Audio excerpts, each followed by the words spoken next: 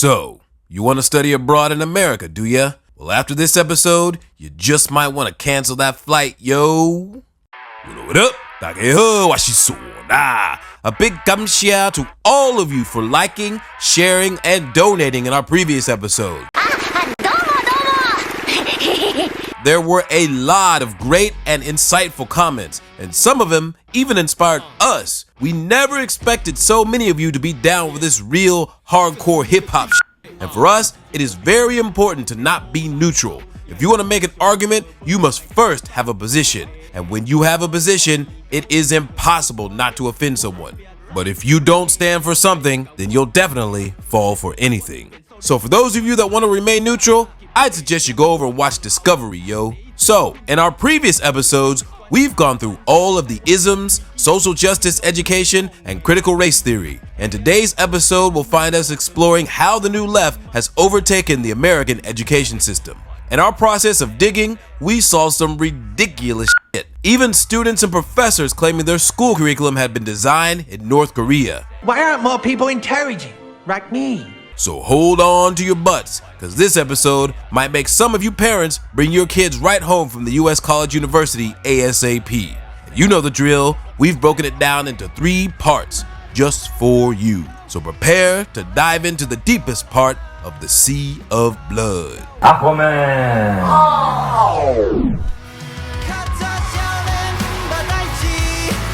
You remember back in the last episode where Peter Boghossian was interviewing students on their campus life and how they expressed they were afraid to speak their mind for fear of being canceled and losing their friends? Well, that left us thinking, how is it that one educational department, social justice, can leave an entire campus in fear? Well, what we dug up in research is what I consider one of the most disgusting and ridiculous incidences ever reported on a college campus, and it all began with one woman.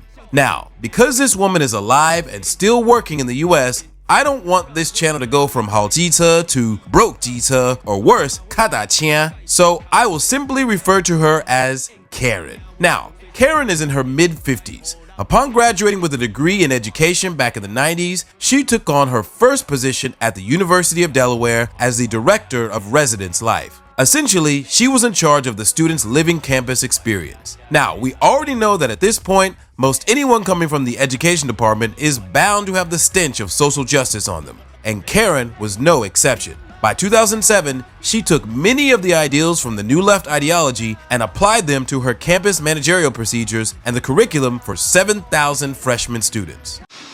And here we go. How about I share a few of them with you right now? Number 1, residents are pressured to promise at least a 20% reduction in their ecological footprint and to promise to work for an oppressed group.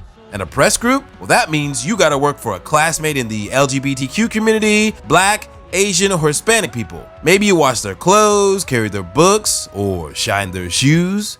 No big deal, right? In fact, that might be a great way to get to know your classmates and even make new friends. But after you finish working for them, you then have to write down all of the negative stereotypes you know about the new friends you just made and read it out loud in front of everyone. You done lost your damn mind. And then comes a second rule, where you are required to publicly express your views on same-sex marriage, and if you even slightly disagree, you will be isolated and heavily pressured to change your mind. Lucky for me, I support same-sex marriage. And for those who don't, in this case, sucks to be you, bruh. But seriously, how in the hell can you persecute someone like this? Especially when they're just there to learn. And if that's not enough, then buckle up for the third rule, the one that caused the curriculum to be exposed in the first place. This rule requires students to confess to their resident advisor when they discovered their sexual identity and what their dating and sexual preferences are. And one female student decided that she had had enough, and she replied, "Well, that's none of your goddamn business. Now is it?" And upon that, she was reported to the dean's office for disciplinary action.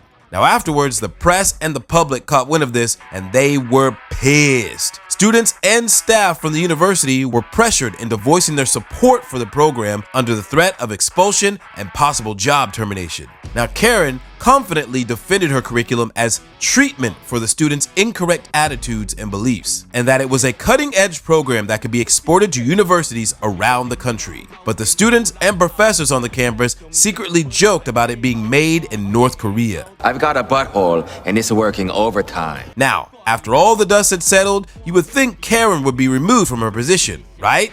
Nah. In fact, she was later promoted to Vice President of Student Affairs, and although the program was shut down, she would later go on to write a book based on her curriculum expressing her belief that one must educate the entire human being using a curricular approach. What kind of shit is that? Well, students are required to report their thoughts and opinions. One professor says you have to confess what you believe to the RA. The RAs write reports to their superiors on student progress in cooperating with the treatment. This book would later be followed and supported by educational administrators across the country. And as a result, many college campuses would operate their own admin procedures based on Karen's approach, affecting any student journeying into the social sciences or education field of study. Now, up until this point, you're probably thinking, oh, all this is just a coincidence, the result of human laziness at best. Thinking anything else would be conspiracy theory, yo? Word? Then let me introduce you to Yuri Bezimov. This gentleman was a former senior KGB operative who was responsible for organizing and implanting propaganda materials into the foreign media as well as spreading disinformation. He later defected to the West, cooperating with the CIA, writing essays, books, and giving speeches on a very little known concept called ideological subversion. And in the video I'm about to show you, he is going to explain everything we've been showing you for the past 3 episodes. Only about 15% of time, money, and manpower is spent on espionage as such. The other 85% is a slow process, which we call either ideological subversion or active measures, активные мероприятия in the language of the KGB, or psychological warfare.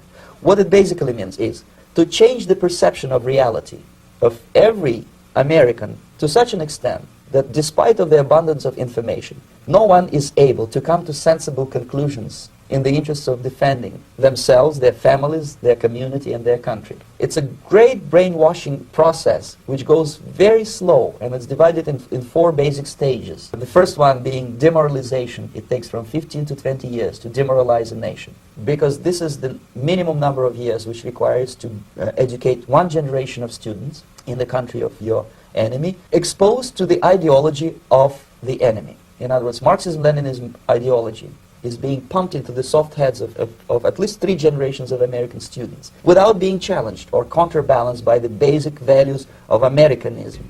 Question. Do you remember back in our previous episode when we talked about how the American education system was falling apart around the 1980s? Well, this would have been around the exact same time that Yuri was giving this speech. In fact, based on the 15 to 20 year generational time period he speaks of, as of today, we will be right in the middle of ideologically subverging the 3rd generation. And in the next part, Yuri Bezimov goes on to talk about the origins of this particular operation. See if you hear anything that you recognize. The result you can see. Most of the people who graduated in the 60s, dropouts or half-baked intellectuals, are now occupying the positions of power in the government, civil service, business, mass media, educational system. You cannot get rid of them. They are contaminated. They are programmed to think and react to certain stimuli in a certain pattern. You cannot change their mind, even if you expose them to authentic information, even if you prove that white is white and black is black, you still cannot change the basic perception and the logic of behavior. The process of demoralization is complete and irreversible. To get rid society of these people, you need another 20 or 15 years to educate a new generation of patriotically minded, common sense people who would be acting in favor and in the interests of the United States society. So now, Yuri has painted a very clear picture of how ideological subversion works and how deep it actually goes, from the media to the government and of course to the education system. And in order to reverse the effects, it will take another generation to get things back on track. And in the next part, Yuri paints a very dark picture of what happens when the people on the left finally wake up and realize what is going on. The psychological shock when they will see in future what the beautiful society of equality and social justice means in practice, obviously they will revolt. They will be very unhappy. In future, these people will be simply squashed like cockroaches. This they don't understand, and it will be a greatest shock for them, of course. The demoralization process in the United States is basically completed already. Most of it is done by Americans to Americans, thanks to lack of moral standards. As I mentioned before, exposure to true information does not matter anymore. A person who was demoralized is unable to assess true information. The facts tell nothing to him. Even if I shower him with information, with authentic proof, with documents, with pictures, even if I take him by force to the Soviet Union and show him concentration camp, he will refuse to believe it until he is going to receive a kick in his fat bottom. Fun fact, this interview was given in the year 1984. Now, at the time he gave this interview, many people dismissed his speech as conspiracy theory. And knowing everything that you know now, what do you guys think? Leave a comment down below. Now, in the next part, we'll have a look at something that made us very nervous. Now, because of the sensitive rules of YouTube, we're going to have to introduce some code words. Whenever you hear me mention the letter T, that represents a change of a certain nature. For example, to T from 1 to 0 or from 0 to 1. Got it? Now, so far, you know that woke culture was spawned through the higher education system via campus administration until it eventually became the mainstream thinking that it is today. And now it is making its way into the K through 12 education system, with teachers and schools supporting and in some cases urging young students to undergo T-like procedures from 0 to 1 and 1 to 0. And that brings us to today's video. Jeff Younger is a statistical analyst who back in 2017 was involved in years-long custody battle with his ex-wife over the gender identity of one of his twin boys. His mother claimed that at the age of 2, her then son identified as a female because he displayed feminine traits and expressed a desire to wear girls' clothing. After a year of encouragement, the mother sought counseling to prepare her 3-year-old child for social transitioning with a consideration of prescribing the child puberty blockers and possibly even chemical chicken removal upon the child's 9th birthday. Needless to say, conservative Jeff Younger was not having it, and he proceeded to rally Republican representatives around him for his cause. Even the governor of Texas got involved, resulting in his family becoming the first case in Texas where the state investigated child abuse on the basis of treatment for a transitioning child. The overwhelming media attention saw Jeff going on speaking tours, an attempt to run for a congressional seat, and he eventually was invited to speak at the University of North Texas regarding his beliefs. Needless to say, there were some students who were pissed. 1 week before his scheduled appearance, student promoters of his speaking event were harassed and even received violent threats. And on the day when Jeff Younger showed up to speak at the University of North Texas, he had to be escorted by police into the classroom. What he was met with was a little less than an open mind.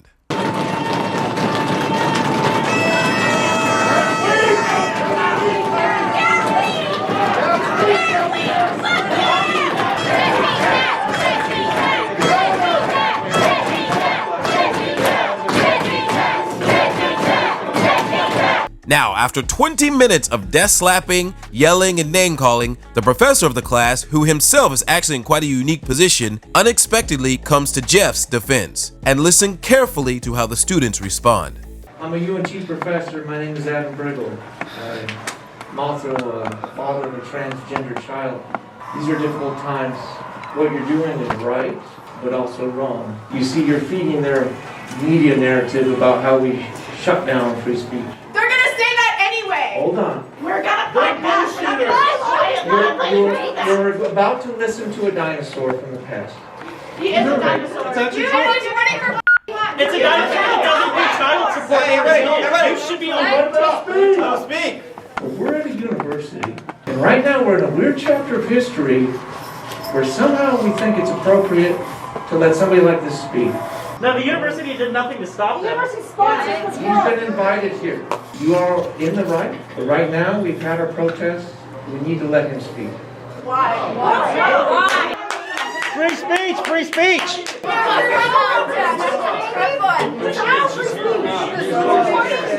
have questions, there will be a Q&A, all right? So, After Jeff tries to speak again, the students attempt to shut him up, and in the next clip, you'll see that Jeff isn't really doing much to help the situation either, which then causes things to escalate to where the police officer almost has to step in. But that is not the crazy part. Pay close attention to what the student draws on the whiteboard. No! No! No! Nazi! Get your fucking camera away from me! Get your fucking camera away Then from if you me! don't want to be in my camera, get out of the way! Well, now shut You up. get the fuck out of here! It's only the first 15 minutes! It's the first 15 minutes! The Russians have lasted 5 days! Come on! Come on, commies!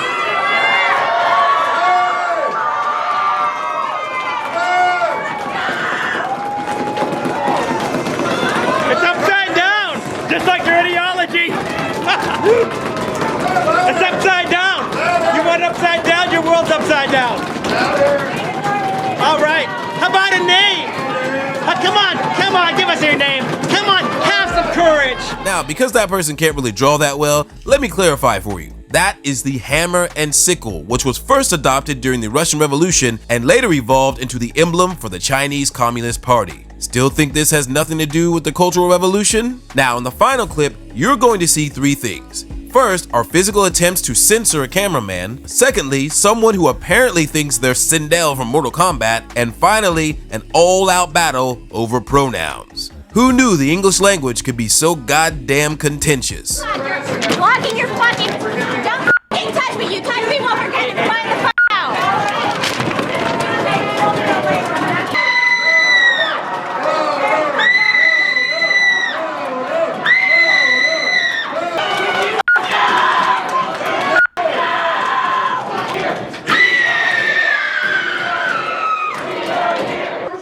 She did grab my camera.